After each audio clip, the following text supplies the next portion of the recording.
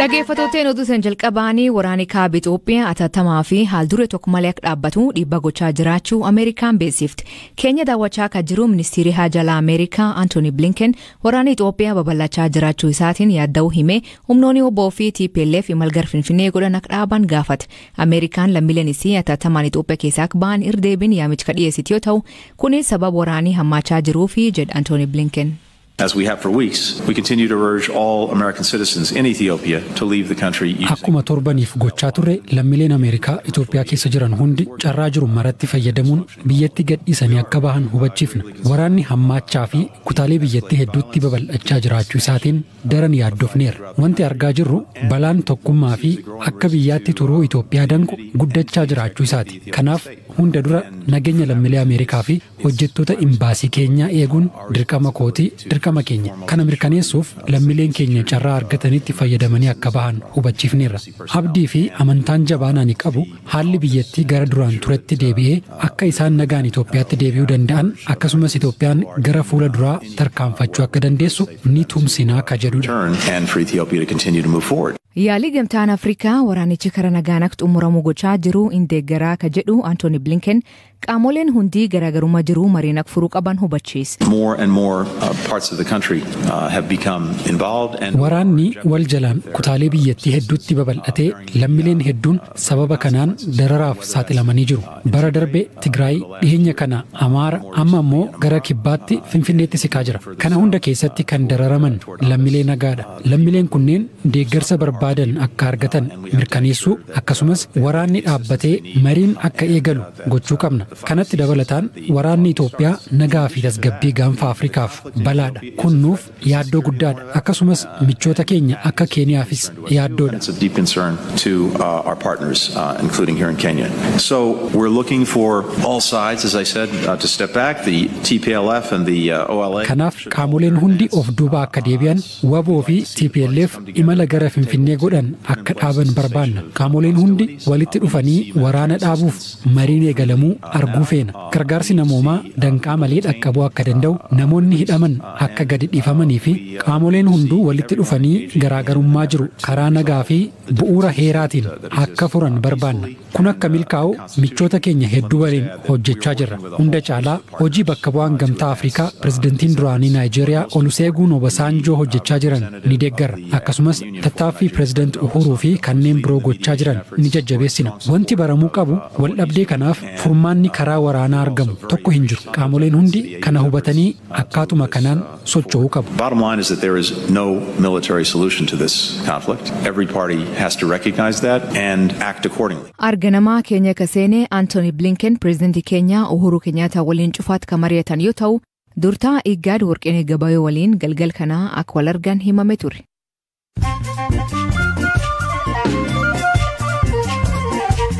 Dhaggeeffattoonni amma oduu gaggabaaboo addunyaa isaanii dhiyeessaa jalqabaanii barreessaan olaanaan dhaabbata biyyoota gamtoomanii Antonio Guterres hojjettoonni dhaabbatichaa Itoophiyaa keessatti hidhaman akka dhiifaman yaamicha taasise. Guterres hojjettoota dhaabbatichaa to'annoo jala oolfaman irratti himannaan hin banamne sababa maaliif akka to'atamne illee hin ibsamneefi jedha. Dabalataan aangaa'onni Itoophiyaa hidha eenyummaa saba irratti hundaa'uun geggeeffamu akka dhaabaniif gaafate. Suudaanitti hiriira deemokiraasii deeggaruu fi bulchiinsa waraana mormu keessatti namoonni lama ajjeefamuu himan. Hiriirri har'aa magaalaa Kartuum keessatti geggeeffamee dhiirota, dubartoota fi ijoollee daandiitti ba'uun mormi isaanii dhageessisaa turan. Kaayyoon isaanii deeggarsa guddaa hawaasa idil addunyaa irraa argachaa jira. Keenyatti miliquu namoota shororkeessummaan hidhamanii hordofee hoogganaan manneen hidhaa Keenyaa hojiirra aari'am. Ibsa baasen pireezidantii Uhuru Keenyaataan itti gaafatamummaan goota cimsuu fi Wycliffe Ogalo nama biraatiin bakka buusu hima. Gareen laf kunuunsaa jechuun Keenyaa jiran hawaasa lafa isaanii irra kaasuun waraan gosittii kakkaasuu gabaasni haaraan argisiisa. Dhaabbati UK Auckland jedhamu NRT'n waraan gosittii irratti hirmaachuu seera lannaa mijjeessu uummata lafa isaanii irra kaasuu fi warra lafa doorsisuu hima. NRT'n Kaisiyooloo Saamburuu Marsabeet dabalatee naannoo 10 keessa jiran himata kana hin mormatan. Diplomaatiin Ameerikaa ministeera muummee Suudaan ka ture Abdalla Hamdok waliin wal arguu isaanii gabaafam. Gargaartuun dhimma Ameerikaa Moolifiin daawwannaa guyyaa 3 Afrikaa taasisteen Hamdok ka ergaa yeroo fonqolchi mootummaa waraan Suudaaniin geggeeffamee hidhaman jiru wal argan.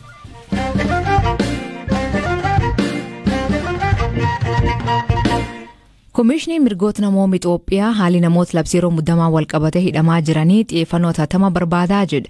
Namootni hidhaa kanaan namooti hidhaman jiran hedduun isaanii dhalattoota Tigraay ta'uu fi namoonni hedduun kutaa dhiphaa keessatti hidhamanii jiraachuu komishinichi ibsa baasin beeksise. Komishinichi buufataalee poolisii daawwachuun akkasumas hidhamtoota maatii isaaniitiif poolisoota dubbisuun odeeffannoo walitti qabaa jiru hima.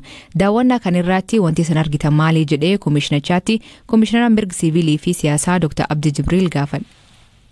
Dura hammeenya dubbachuurra waan gaarii ta'aa jirurra kan ka'e dararamni adda addaa kan irra ga'een jiru hidhamtoota warri qabame qaamni nageenyaa yookiin poolisoonni illee hanga danda'anitti gargaaraa jiru. Kun gama tokkoon waan gaarii hojjetamaa jirudha. Gara biraatiin ammoo akkasuma wanni nama yaaddeessa illee keessa jira. Tokkoffaa baay'inaan namni qabamuu isaaniiti. Kanaaf bakki baay'een akkasitti qophaa'e waan hin jirreef namni iddoo tokkotti bakki yookiin manni namni itti taa'u haalaan nama humna isaaniitii ol waan qabuuf jecha kun walirratti heddummaachuu danda'a.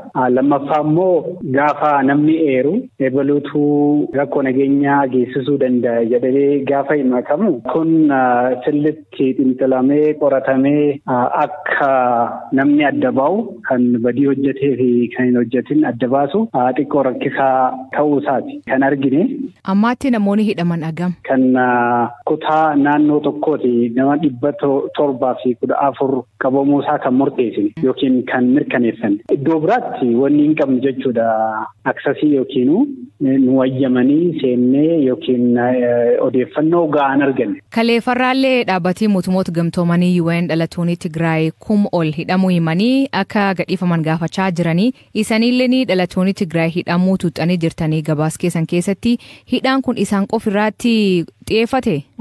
Isaan qofallatti xiyyeeffate jechuun hin danda'amu. Kan maalitti fakkaata asli kan amma kan jiru akka dhaaba shoror keessatti illee kan mana mareetiin murtaa'e waraana jiru keessatti illee yookiin lola jiru keessatti illee gahee olaanaa kan fudhachaa jiru dhaaba tokko saba tokko irratti kan murtaa'edha yookaan kan hundaa'edha.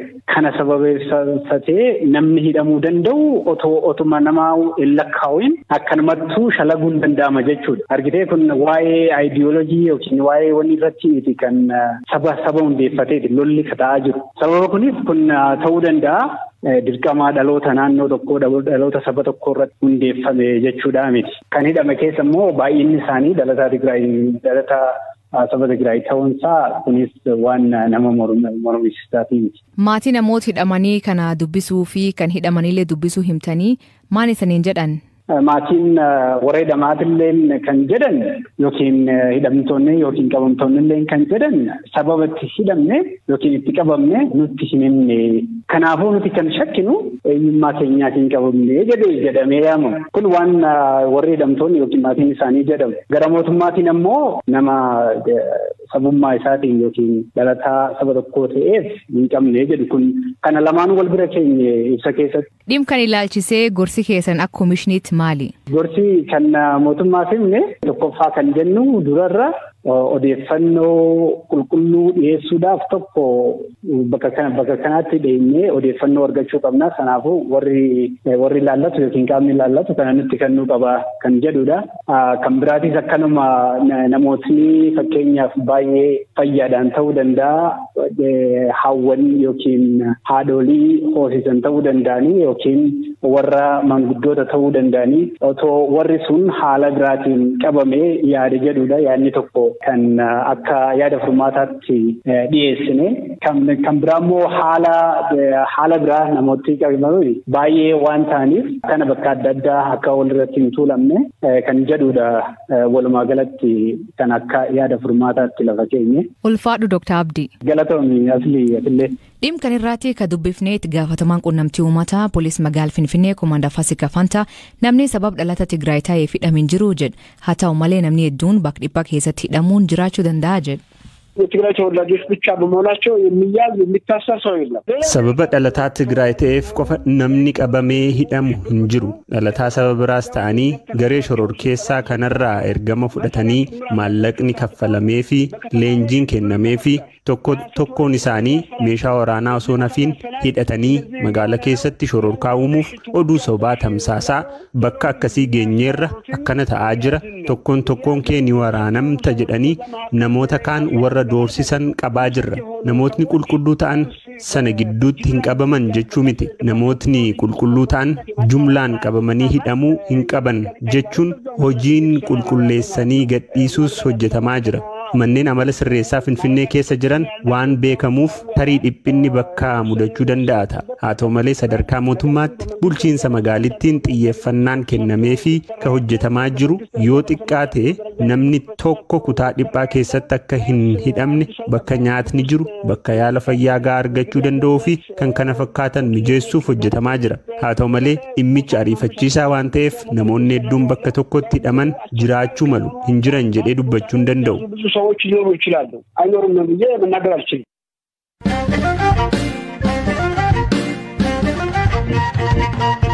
Dubartiin biyya Arjentiinaa tokko qorricha yookiin qorsa gosa kamiyyuu hin fudhatin HIV/AIDS irra fayyuunis addunyaa ajaa'ibsiisaa jira.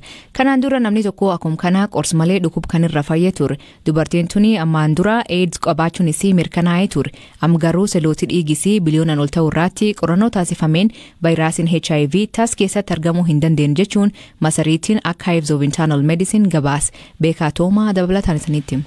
Sirni dandeettii uumamaan dhukkuba ofirraa ittisuu dubartii kana vaayirasii HIV akka of keessaa qulqulleessetti amanu hakimoonni dubartiin kun akkamiin HIV irraa akka fayyite beekuun osoo danda'ame dhukkubicha lafarraa balleessuun yookiin ammoo qoricha arguufiin ni danda'ama tures jedhu. Qorannoon doktoroonni seelii dhiigaa dubartii kana irratti taasisan namoonni tokko uumamaan dandeettii HIV ofirraa ittisuu waliin akka dhalatan ragaa dabalataa ta'eera. Qacceen sanyii namoota kanaa vaayirasichi gara qaama isaanii akka hin seenne godha. Amma dura dhukkubsataan tokko kan maqaan isaa akka baramu hin feene vaayirasichaan qabamus vaayirasichi suuta qaama isaa keessaa yoo badu mul'atee ture. Haa ta'u malee namoonni HIV'n qabaman kaan vaayirasicha waliin jiraachuuf bara jireenya isaanii guutuu qoricha fudhachuun isaan barbaachisa. Waggoota dhiyoo asitti namoonni qoricha homaatuu osoo hin fudhatin garuu kunuunsi haga ta'e taasifamee fi vaayirasicha to'achuu akka danda'an bira gahameera. Namni London jiraatu Adam Kasleehoo jedhamu dhibee HIV fi kaansariitiin qabamee wal'aansa kaansariif jecha seelii dhiigaa nama arjoomurraa erga argatee booda qoricha HIV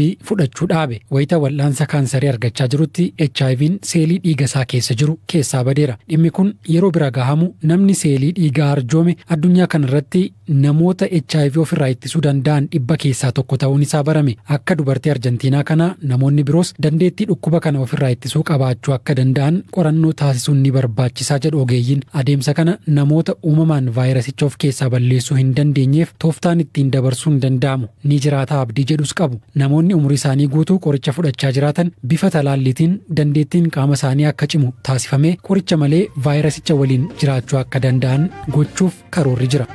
Dhageeffattootteen sagantaan irraa ganuma waliin turuu keessaniif ulfaadha isaniin jenna. Mammaansi galgal kana gur qabaataniif hin dhagaanii qalbii qabaatan malee jedha. Hiikan isaa